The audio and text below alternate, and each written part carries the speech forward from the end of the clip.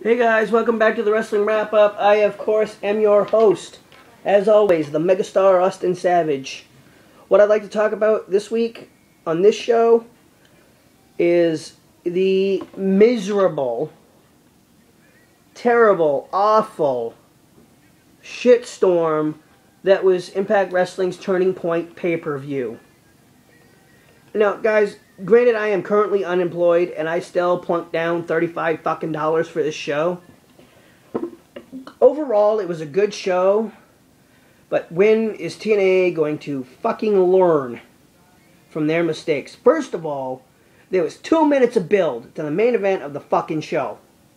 There was 2 minutes of build on Impact Thursday fucking night for the Sunday night fucking pay-per-view.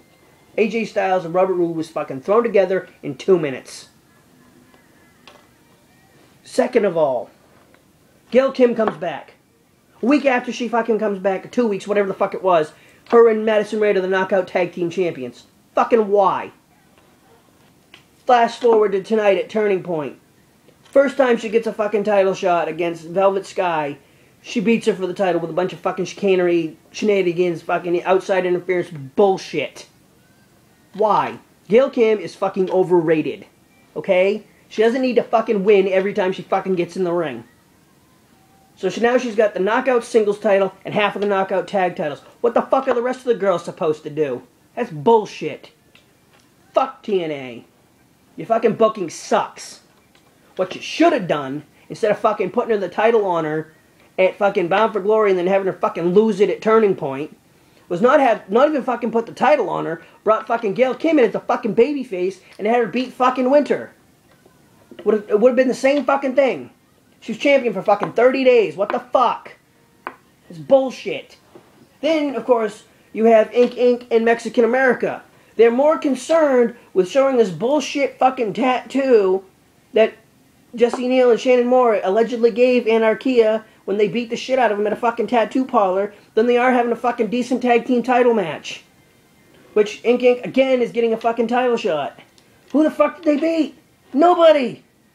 You have a perfectly good team in the British Invasion who could very easily, excuse me, very easily challenge Mexican America and beat them. Instead, you go with the fucking mohawk-wearing fucking freak show and their Jesse Neal's fiance. You bring her out to try to even the score. You fucking defend the tag team titles in a mixed tag match. What the fuck? And then backstage, after this fucking travesty of justice in the women's title match, you have Eric Bischoff bitching to his wife that he's going to take care of their kid.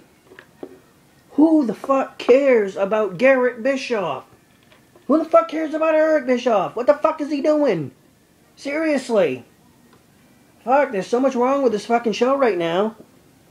Whereas you had ROH wrestling on Saturday morning, the American Wolves took on the House of Truth, and it was a brutal fucking tag match. They beat the shit out of each other.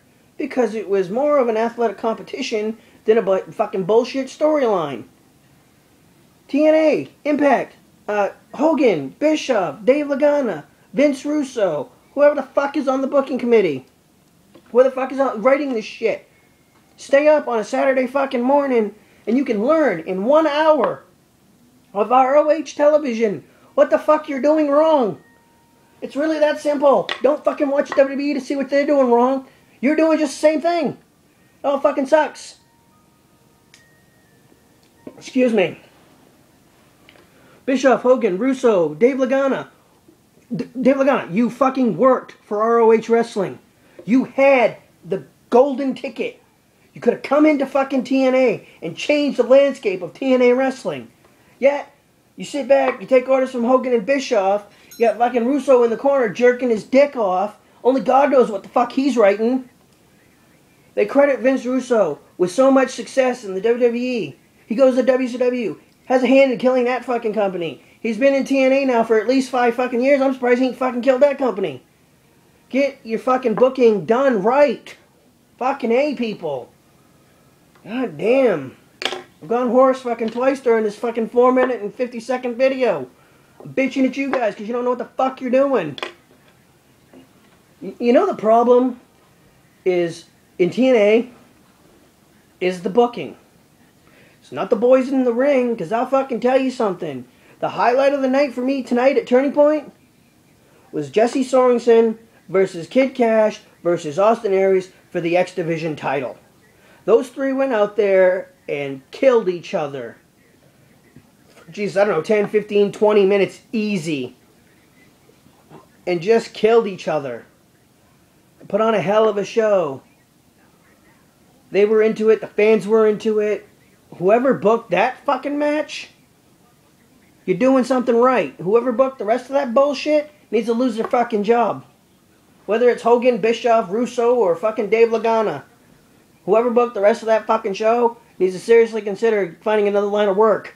Because it's a week after week after week after week thing. Speaking of fucked up booking, which apparently this show's going to be all about fucked up booking, you have Kurt Angle go over on Bobby Roode at Bound for Glory. After 3 months of building up Bobby Roode to be the main challenger for Kurt Angle. Then, fast forward to the following Impact, you have Kurt Angle come out and say that he can't wrestle Bobby Roode because there was a stipulation in the contract that said he could only wrestle Kurt Angle one time. Reminds you of WWE mid-90s storyline. Lex Luger and Yokozuna. Okay. Stop stealing shit from other companies. Book your own shit. Okay. From this situation, you have James Storm, the other half of Beer Money, challenge Kurt Angle that night and beat him in 4 minutes to become the TNA World Champion. I understand Kurt Angle was injured and is focusing on the Olympics. Good for him. Good luck, Kurt Angle. I hope it works out for you. Fast forward 2 weeks on Impact. 1 week on television. 1 week in the company, in reality, 2 weeks in television time. Bobby Roode hits James Storm with a beer bottle to become the TNA World Champion.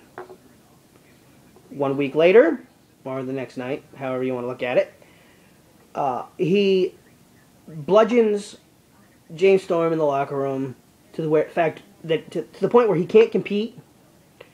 Rolls him up in a bitch move. He's fucking unconscious in the ring. He lifts him up to roll him up. Forces the referee to count 1, 2, 3.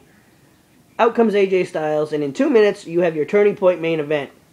Due to a brief exchange of words, Sting makes the match AJ Styles versus Bobby Roode for the TNA World Championship at Turning Point 3 days later.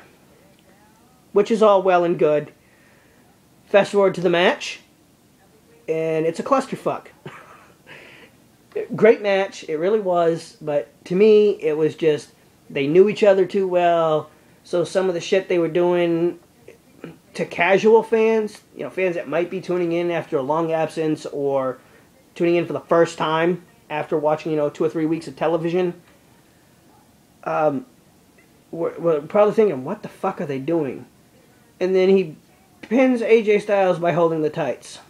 Thus, heel move, holding on to the title.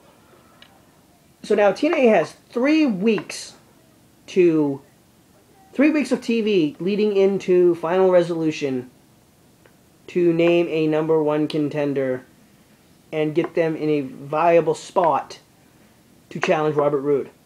Good luck with that, Impact Wrestling. You're going to need it. I'm going to wrap this up because I'm fucking tired of screaming at you guys. It's been a 9-minute video. This is the Wrestling Wrap-Up. I am your host, the Megastar Ausin Savage. Email the show, WrestlingWrapUp@yahoo.com. Follow me on Twitter, @ProudToBeStraightEdge. I read all your tweets, I read all your emails, and I try to answer as many questions as I can on this show. Thank you, take care, I'll catch you guys later.